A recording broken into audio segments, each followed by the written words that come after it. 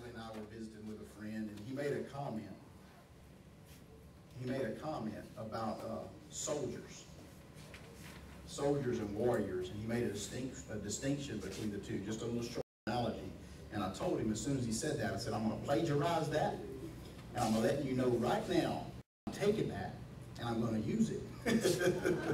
Because, you know, one of the old ministers, I'm trying to remember who it was, maybe Charles Finney, but one of the old, way back there ministers, he said, preaching without plagiarism is boring. So, after I got home that evening and I started praying about it, and the Lord started speaking things to me, and I started writing it down, and Natalie and I discussed it. She said some things, I plagiarized them too, and I compiled it out, and I sent it to him. And I said, this is what you started. This is what you started. But this is what he told me. Well, he brought up the soldiers and warriors, and he said there's a difference between a soldier and a warrior. There's a difference between a soldier and a warrior. And when he said that, it just struck me, just because, you know, we're called to be an army, right? Did you know that? That we're called to be part of an army, part of the army of God? Many believe that we don't have to fight. Did you know that? Many Christians believe that we don't even have to fight, that there is no fight taking place. They believe that instead, that the Lord does all the fighting for us. Have you ever heard that? Well, guess what? That's not true. And somebody who lives this way, under this assumption that God does all of our fighting for us, they're never going to live a life of victory. They're always going to live a life of defeat. Because they're always just waiting on the Lord. They're just waiting on the Lord. And guess what? Guess what God's doing? He's just waiting on them. He's just waiting on them. They'll never live a life of victory with that mentality. The Lord never said that we wouldn't have to fight. The Lord never said that we wouldn't have to fight. Here's the good part. I want you to get this. What he did say is we never have to lose. He did say that we never have to lose. You know what kept me out of most of the fights that I backed down from in my life was the thought that I might lose.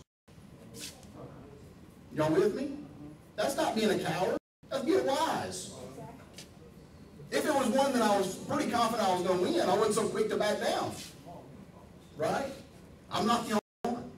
Call me a coward if you want. I don't care. I still got all my teeth. They're mine. This is what the Lord said in Luke 9:10. Tyler, you don't have this. Or, I'm sorry, Luke 19:10. He said, for the Son of Man has come to seek and save that which was lost. For the Son of Man has come to seek and save that which was lost. Where most people get confused right there, they think it says to seek and save those who were lost. You ever heard it that way? To seek and save. Did you ever think about it that way? To think that he's talking about people? The Son of Man has come to seek and save that which was lost. He's not talking about us. Is that revelation to you? He's not talking about people. He said that. Not them. That. So what is the that he's talking about? Anybody have a clue? He's talking about dominion. He came to seek and save the dominion that man lost. When God made Adam and Eve and placed them in the garden, what did he give them? Dominion. Over what? Everything. He gave them dominion over everything. He gave them authority over everything. Then what did man do? He sinned. And then by sinning, what did he do? He gave that dominion over to Satan, right? So now Jesus comes on the scene to seek and save the dominion, to restore it to its rightful possession, right? To its rightful owner. To get back what we lost. Y'all got this? To seek and save that, the dominion that man lost. So Jesus comes and he defeats the devil, right? He defeats the devil. And he takes back the dominion. Then what's he do with it? Then what's he do with it? Does he keep it for himself? If he kept it for himself, he would fight all of the battles for us. But he didn't keep it for himself. He gives it back to us.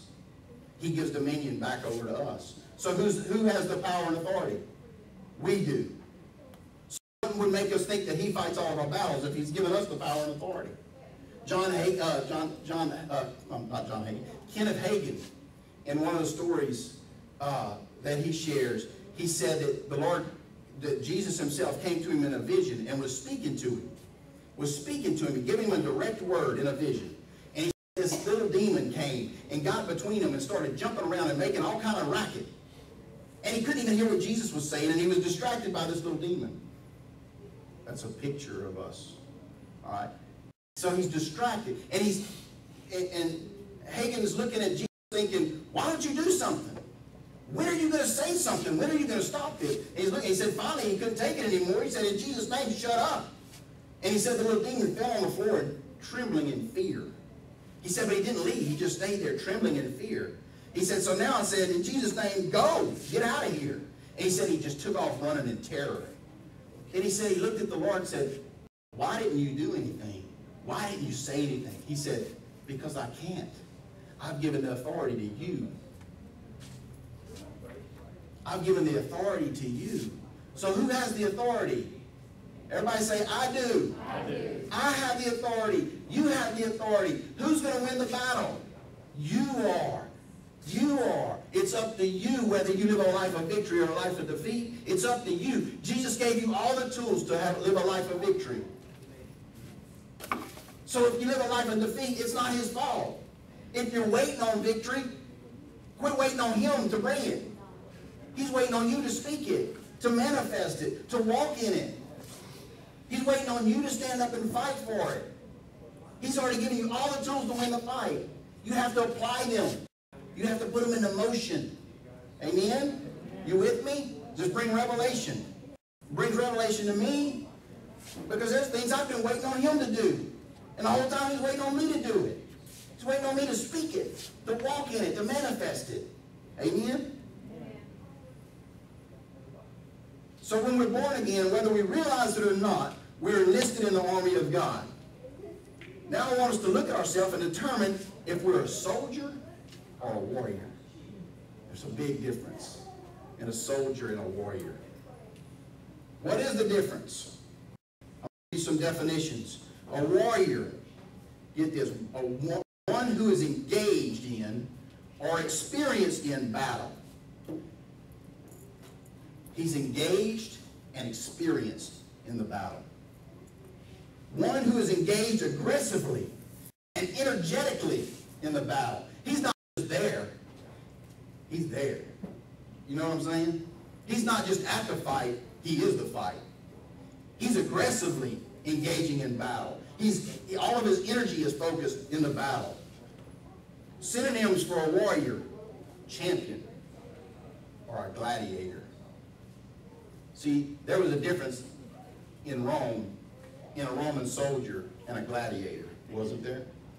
Just think if the whole army would have been made up of gladiators, what could they have gotten done?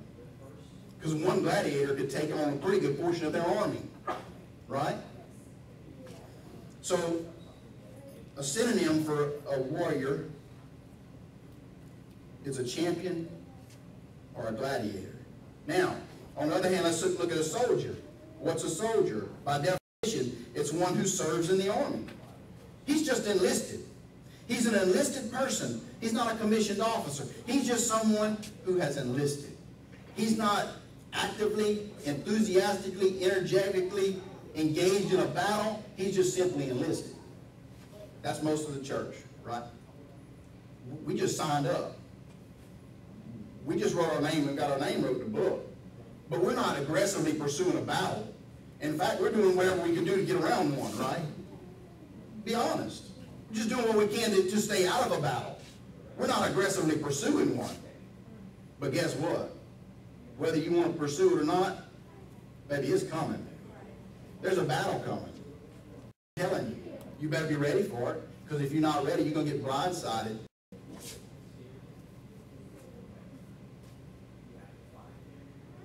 A soldier simply reports for duty, and he awaits his orders.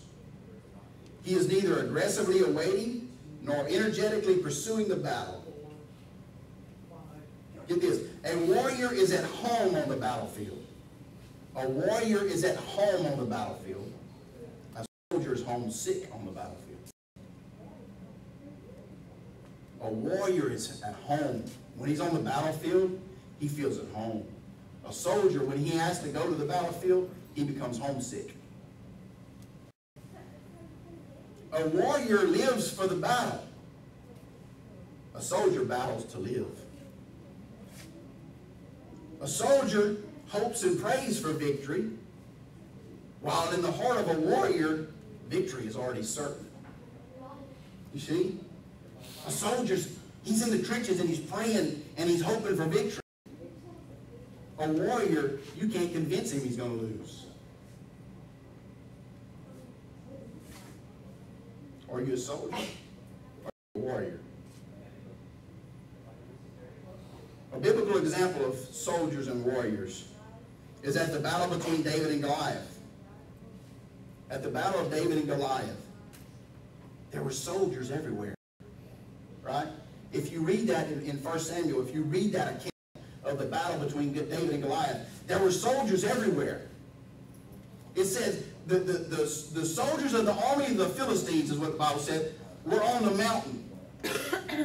And then on the other mountain is the soldiers of the army of Israel, the soldiers. There were soldiers everywhere.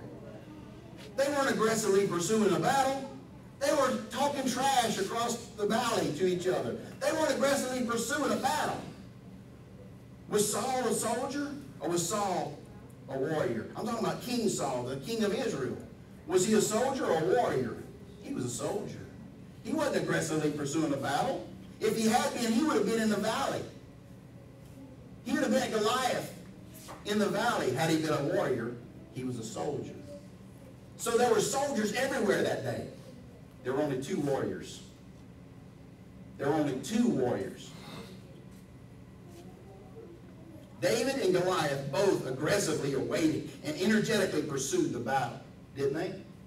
Aggressively awaited it, energetically pursued it. They were both seasoned in battle and were both at home on the battlefield.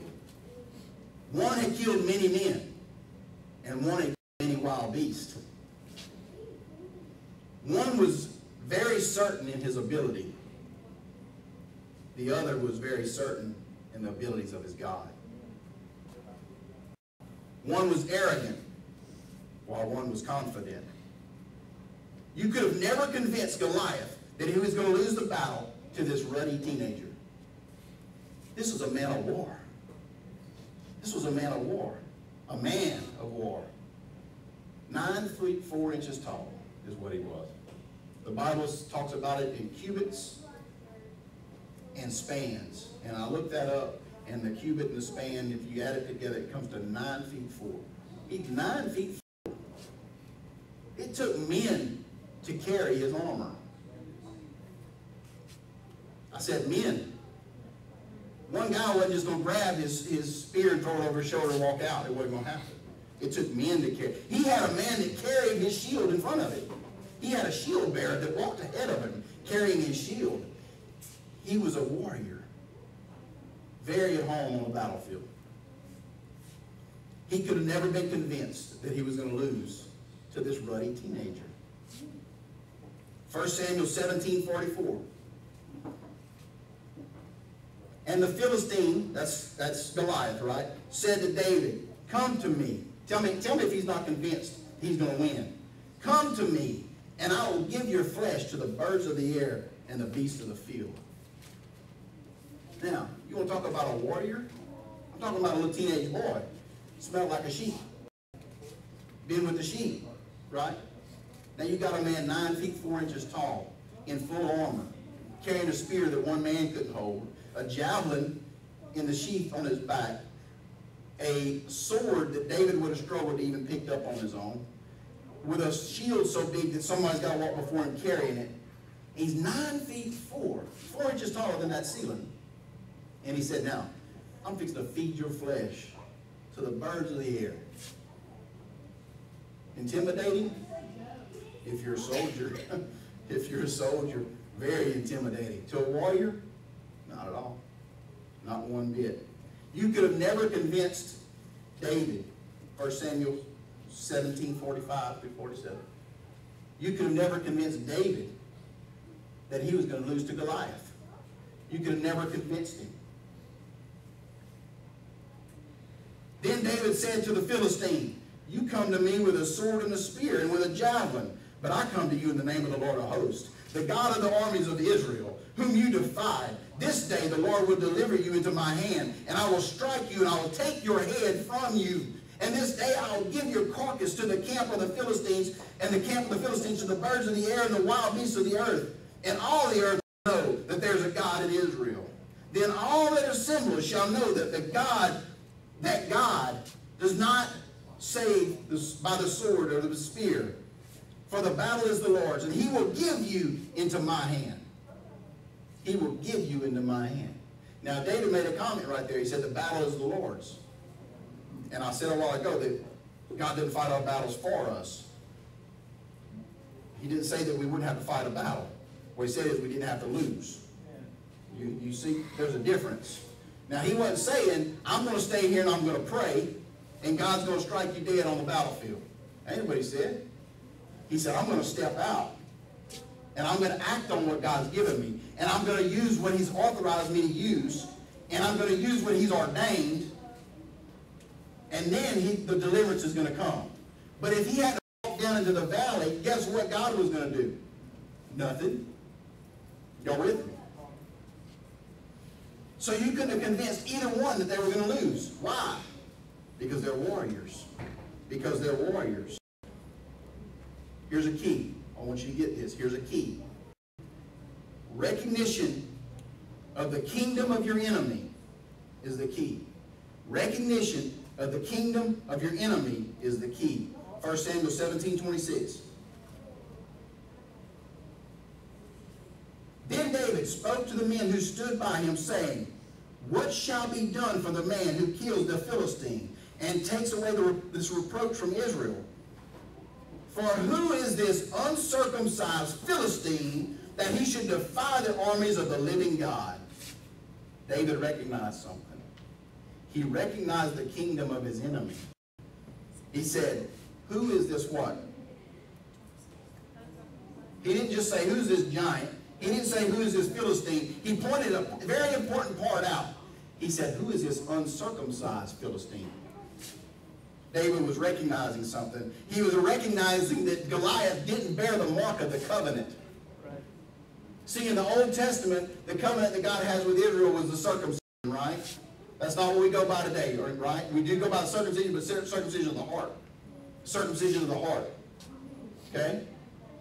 So he recognized that this man doesn't bear the mark of the covenant that I have with God. Y'all catch that? He was assured in victory because he recognized that Goliath was a warrior of a defeated kingdom. That's good news. He recognized that Goliath was a warrior, yes, but he was the warrior of a kingdom who's already been defeated.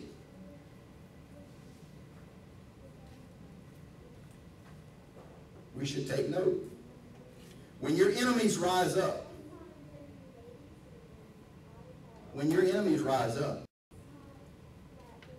if they don't bear the mark of the kingdom of light, then they must be from the kingdom of darkness. Therefore, victory is certain if you seize it. Y'all hear me?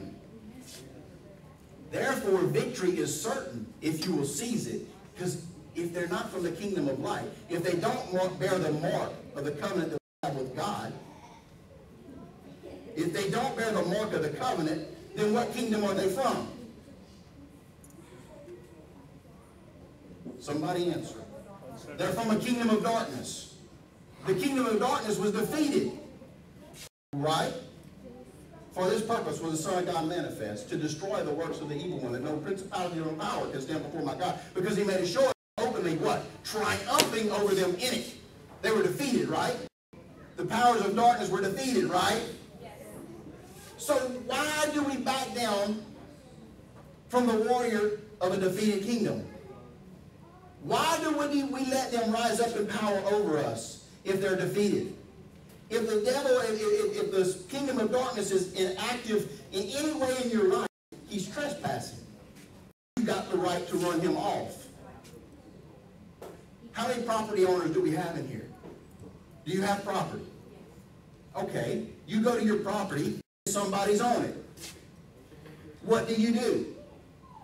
If they're not authorized to be there, what do? You run them off.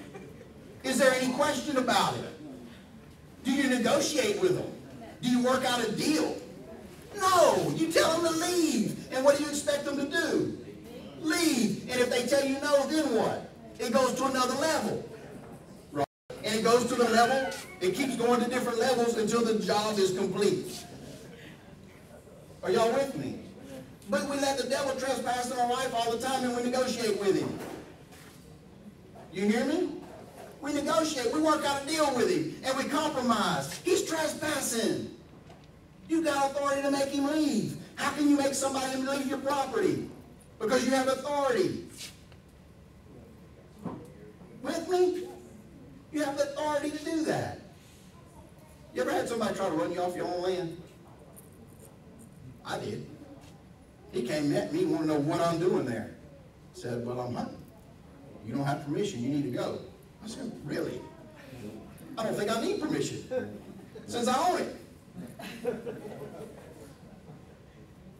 So one of us had to leave. It wasn't me. We got that worked out. Okay? So that sounds silly, right? That sounds silly that somebody would try to run you off your own property. Sounds silly, doesn't it? So what is your kingdom possession? What are you heir to? This was land that we inherited. I was an heir. Did I work for it? No. Did I receive it? Gladly. I was an heir. What are you heir to? You're an heir to exceeding abundance in all areas, right? To more than enough. You're an heir to health, wealth, and wisdom. And if the devil's trespassing, most of the church, he's told us to leave. And told us we were out of order for even trying to go there. And we just said, okay. And we packed our little stuff and we left. That's ours. Health, wealth, and wisdom belong to us, children of God.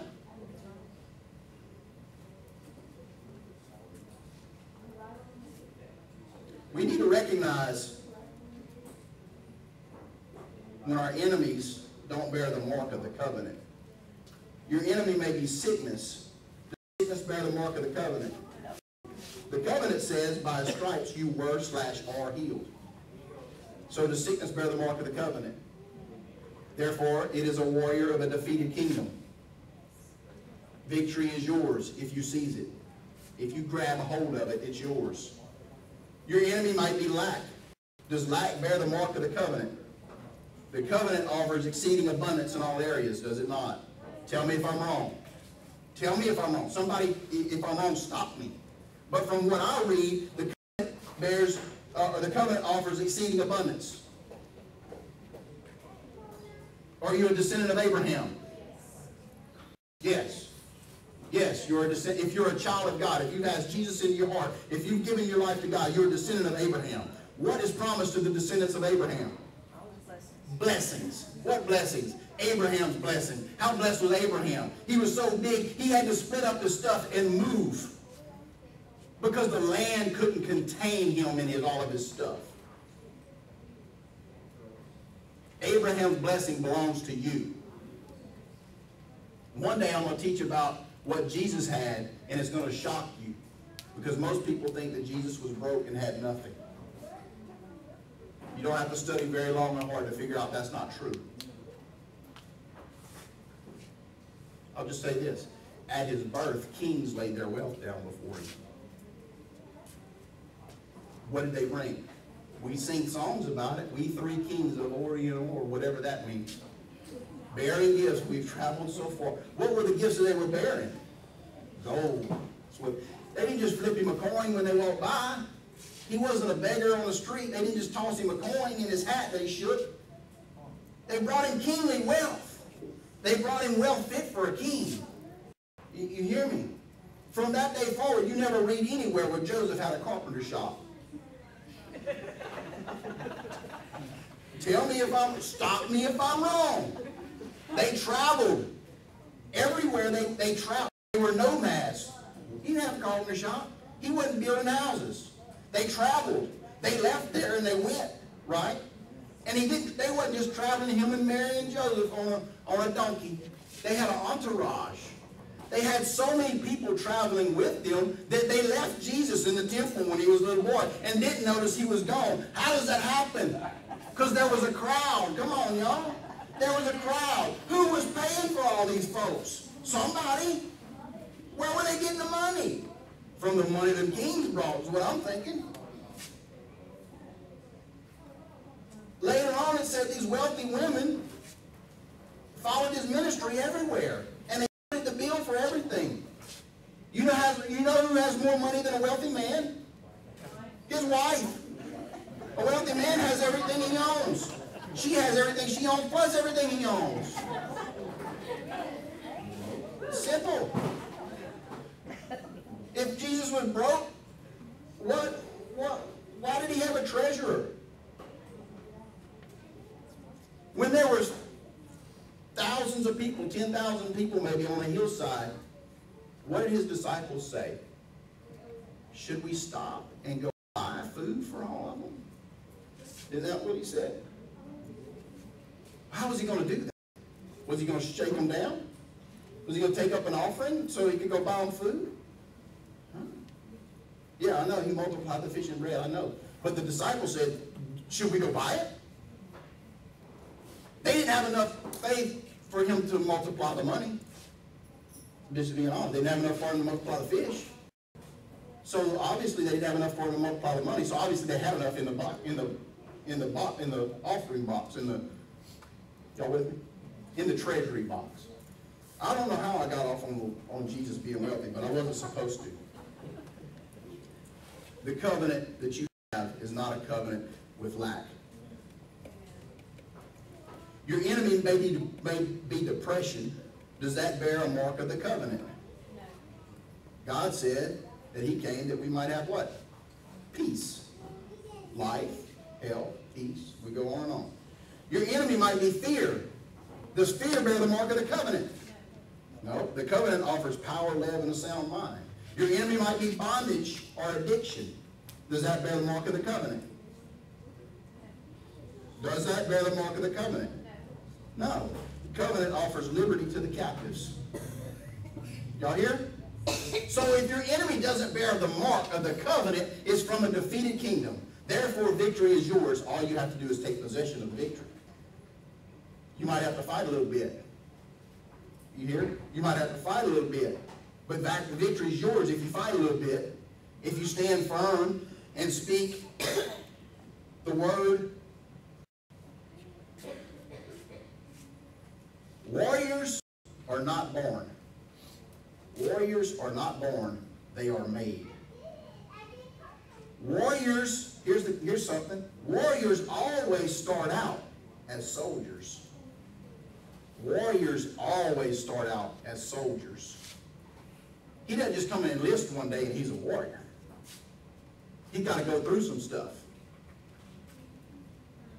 He's got to go through some stuff to become a warrior. Y'all here? Anybody been through some stuff? You been through a battle or two? They have to become experienced in warfare. Here's the key. Some spend their whole life as soldiers. Some very quickly become warriors. This is what they do. Every victory elevates them to a new level. Every victory elevates them to a new level. That's how they become a warrior. They allow the victories of the past to elevate them to a whole nother level. Every time. Every time they're in a battle and they win, they go up to another level. Is that you? Is that you? They mature from level to level, glory to glory, from victory to victory. David looked back over his previous victories. 1 Samuel 17, 34 through 37. David looked back. But David said to Saul, Your servant, he's talking about himself, used to keep his father's sheep.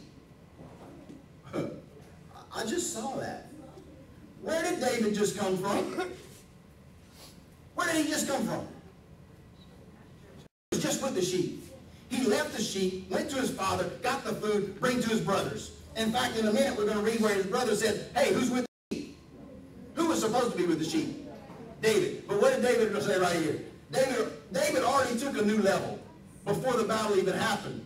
He said, your servant used to keep his father's sheep. I just saw that. He already took the promotion. He already took the promotion, and he hadn't even fought the fight yet. Because he asked the question just before this, hey, what's the man get that kills his giant? They said he gets riches from the king, he gets the king's daughter's hand in marriage, blah, blah, blah, on and on and on. So David said, I used to keep my father's sheep. But what he was saying was, now I'm your son-in-law, and a whole bunch of your stuff is now mine. And I don't keep sheep no more. I just saw that. Isn't that cool? Your servant used to keep his father's sheep. And when the lion and the bear came, and when a lion or a bear came and took a lamb out of the flock, I went out after him and I struck it and delivered the lamb from his mouth. And when it arose against me, when this lion or this bear got mad because I took the lamb out of his mouth, and he came at me, he said, I caught him by his beard, and I struck him, and I killed him. Your servant has killed both lions and bears, and this uncircumcised Philistine will be one of them. Seeing he has defiled the armies of the living God. Moreover, David said, the Lord who delivered me from the paw of the lion and the paw of the bear, he will deliver me from the hand of this Philistine. And Saul said to David, go, and the Lord be with you. What he said, what he was saying was, boy, God bless you, because I ain't going, because I'm a soldier. I'm a soldier. But David looked back over his life, and he allowed every confrontation he had to elevate him to another level. Can you see that? He said, wait a minute.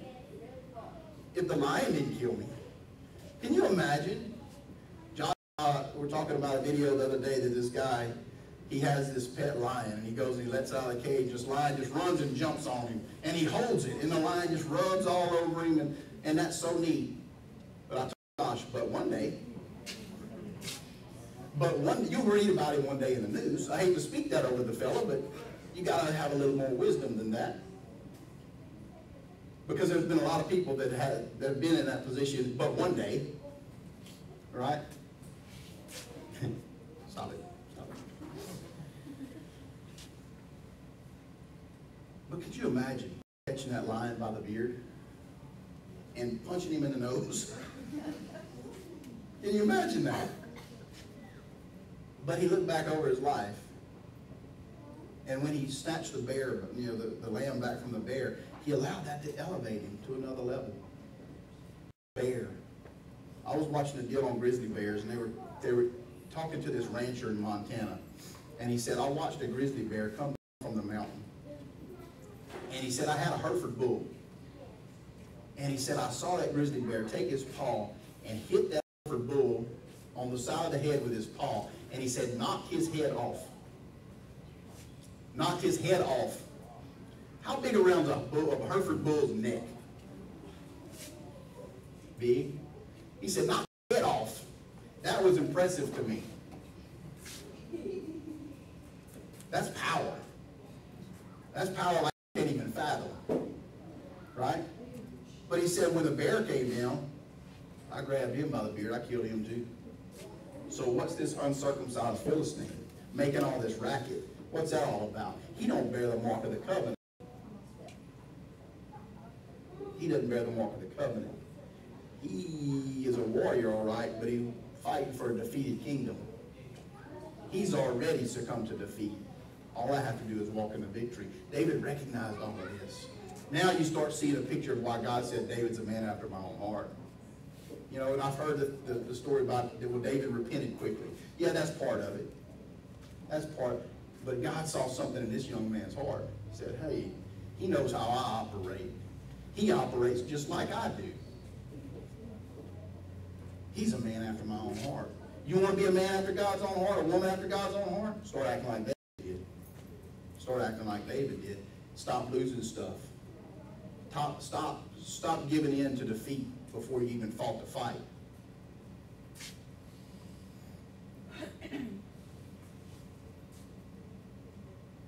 David had gone, he had elevated from victory to victory, level to level, glory to glory. He had gone from a soldier watching sheep to a warrior saving a nation.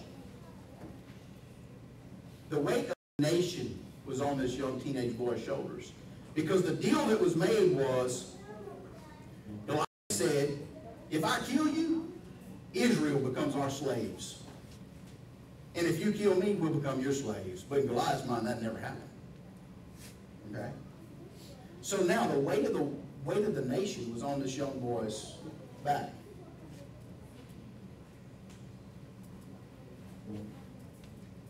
Naysayers will always be present. Naysayers will always be present. 1 Samuel 17:28. Now Eliab, that's David's oldest brother. We're supposed to look up to our big brother, right? Now David's oldest brother, when he spoke to the men, or when David spoke to the men, Eliab heard him, and Eliab grew angry against David, and he said, why do you come down here? And get this, he said, and who have you left with the sheep? He didn't even say, he said, who have you left with those few sheep? Those few sheep. He was even insulting him on the level of a shepherd. You're not even a good shepherd, is what he was saying. You left just a few sheep. Who'd you leave with those few sheep so you could come down here and start this trouble? I know your pride and the insolence of your heart, for you have come down to see the battle. He's thinking, in David's pride, he came down, he abandoned the few sheep that he had to come down to watch the men fight. But what he didn't know was David didn't come to see a bunch of soldiers in battle. He came to be a warrior, to take a victory. But you see the condescension of his brother, his oldest brother, telling him that he couldn't do it, right? Telling him he couldn't do it. 1 Samuel 17:33, Tyler, it's on that same slide. And Saul, now he got a condescending remark from his brother. Now here's the king. And Saul said to David, you are not able to go against this Philistine to fight him, for you are a youth. You're just a kid. And this man is a man of war ever since his youth. He's been killing people since he was a kid. And now you're a kid. You can't go fight him. You can't come against him. You can't win. His brother told him, the king told him, he couldn't do it. Don't be shocked when those around you don't celebrate the vision the Lord's given you. Don't be shocked. Cole, listen to that. Don't be shocked when those around you don't celebrate the vision the Lord's given you. Always keep that in your mind. Because the idea we have is when God speaks something to us and we get excited about it and we take off running with it, we think that everybody's just going to get behind us and going to celebrate what the Lord spoke to us. That's not how it always happens. That's not really how it ever happens. There's always going to be those that say, you can't do that. You can't do that. First of all, you're not smart enough, you're not good enough, you're not good looking enough, you're not talented enough, you're not blah, blah, blah, blah, blah, blah, blah. They're going to find some reason you can't do it. Okay? Now you got to ask yourself, did God speak to me? Because if God spoke to you, you can do it. If God spoke to you, you got everything that you need to do it. You hear? That's all of us. I know I pointed out Cole, but that's for something specific in it that he's dealing with right now. He's entering into right now a season in his life that he's entering into. But that's for each one of us. When God gives you a vision, we think everybody's just going to, this is great. Everybody's just going to celebrate this with me because, hey, I'm so excited. And then you step out, and guess what? They're not so excited. In fact, a lot of times they're opposed to what you're doing. Even in the church. You hear? Even in the church, where you think that they're going to support what God wants to do, and come to find out, not only will they not support you, they're going to be opposed to you. And that's where your fight will be. Where was Jesus' battle? Where was the battle? Where was Jesus' confrontation from? It was the church. Who fought him? The church. Who should have been behind him? The church. Where was his opposition? It was from them. Pilate said, let's let him go. I can't find anything wrong with him. But the church said, kill him. You hear me? That's where your opposition is going to come from when you want to do something from God, for God. It's going to be the church. Expect it. A lot of times you want to do something that God spoke to you, your opposition is going to come from your own family. Don't be surprised. Don't be shocked. And don't get offended.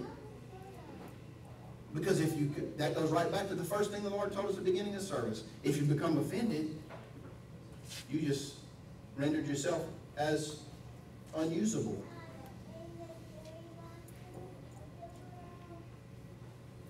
Don't be shocked when those around you don't celebrate the vision the Lord's given you. Don't be disheartened when not only do they not volunteer to stand beside you, they'll fight against you. Realize that most of your battles will be fought alone. You hear that, church? Realize that most of your battles will be fought alone. A warrior has no problem standing alone. A warrior has no problem standing alone. David would have probably loved when he stood up and said, hey, I'll go fighting. He'd have probably loved for 200 or 300 guys to stand up and say, we'll go with you. But nobody did. But he wasn't afraid to go at it alone. Pastor Mike always talks about that song, though none go with me, still I will follow. He said, till you get out there and you turn around and look and realize nobody went with you. But you sing it, though none go with me.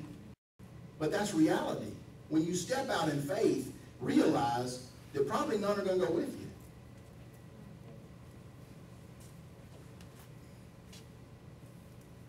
A warrior has no problem going alone, standing alone. Don't be shocked when opposition and doubtful talk come from your own camp.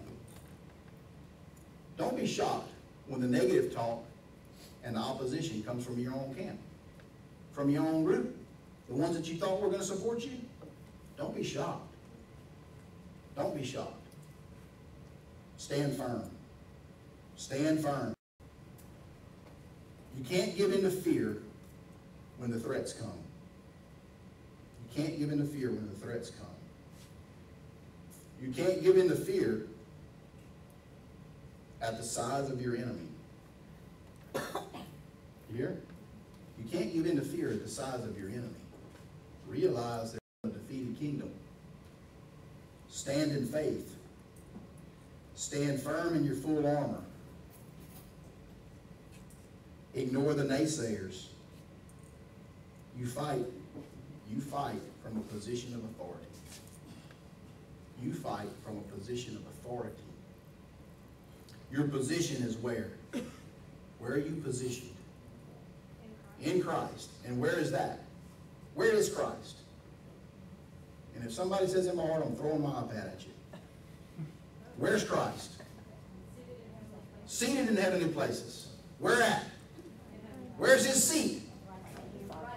He's seated at the right hand of the Father in heavenly places. Now, where are you? Positionally. Physically, you're right here. Where are you positionally? You're seated with Christ. In Christ. Where? At the right hand of the Father. What's the right hand of the Father signify? What's that spot represent? The right hand of God. What's it represent? Authority. Authority and power. Jesus said, all authority has been given to me. Then what did he say? Now you go. What does that mean? All authority was given to me. Now I'm giving it to you. You're seated in heavenly places with Christ Jesus, the right hand of the Father, position of power and authority. Walk in it. Walk in power. Walk in authority. Not arrogance, confidence. Not arrogance, confidence. Just like David. It wasn't arrogance. But he said, who is this uncircumcised Philistine that's talking against my God and my nation? Boy, I'm about to feed you to the birds. I know I'm just a scrawny little 13, 14-year-old boy. I know you're 9'4". I recognize that. But I'm fixing to feed you to the birds. All that meant was the birds were going to have more to eat. To David. They're just going to last longer. There's just more of him for them to consume. He never acknowledged his size. He never acknowledged his armor. He never acknowledged his sword, his spear, his javelin, other than to say, you can come at me with these things. But he didn't. That didn't overtake him. That didn't overcome his mind. He focused on the size of his God, not on the size of his adversary. I heard this a long time ago. All of the soldiers were saying, he's too big. We can't hit him. David was saying, he's so big, I can't miss. Right? More than they say, fight from your position of authority. Exercise your authority and walk in victory. Exercise your authority and walk in victory. All authority has been given to you. You're an heir. You're an heir of the goodness. And I'm not just talking about, most of the church gets twisted in their theology and thinks that, yeah, we're heirs and we're inherit it when we go to heaven. Baloney. That's baloney. Jesus dealt with that when they asked him how to pray. Our Father who art in heaven, hallowed be thy name, thy kingdom come, thy will be done. Where? On earth as it is in heaven. Is there lack in heaven? Is there lack in heaven? Why? Why? Because it's not God's will. The only thing that happens in heaven is God's will. Okay? So is there lack in heaven? No. Why? It's not God's will. Is there sickness in heaven? Why? It's not God's will. Is there fear in heaven? Why? It's not God's will. Is there, what else? Is there addiction in heaven? Why? That's not God's will. Thy will be done where? On earth as it is in heaven. So, do you have to deal with it here? Why? It's not God's will. So any of those things, all of those things, lack the mark of the covenant. They are an uncircumcised Philistine to you. You have authority over them. All David did was exercise his authority. And get this, David wasn't full of the Holy Ghost. You ever have that revelation? David went out there and fought him and the Spirit of God wasn't even in him. Couldn't have been. Now the Spirit of God may have come upon him, but it didn't have residency in him because Jesus hadn't come yet. So how much more power and authority do you have than David had? Huh? His was temporary for a moment. Hey, there's a bear. Spirit of God came upon him. Wham. Hey, there's a lion. Spirit of God came upon him. Pow. There's a giant. Big deal. Spirit of God came upon him. Whap. Right? The Spirit of God lives in you. You don't have to wait for it to come upon you. It lives in you. Now, stir up the gift. Like Paul told Timothy. Stir up the gift. What gift? The Holy Spirit. How do I know that? Because what did Paul tell Timothy? Stir up the gift that's in you that came to you by the laying on of hands. What was he talking about? Remember when they laid hands on you and they prayed for you that you received the Holy Spirit? Now stir that up, Timothy. So I tell you, stir up the gift that's in you. Stir up the Holy Spirit that lives inside of you. It's there. All power, all authority is in you. I want you to get it. I know I'm repeating myself over and over because I want you to get it. I want you to get this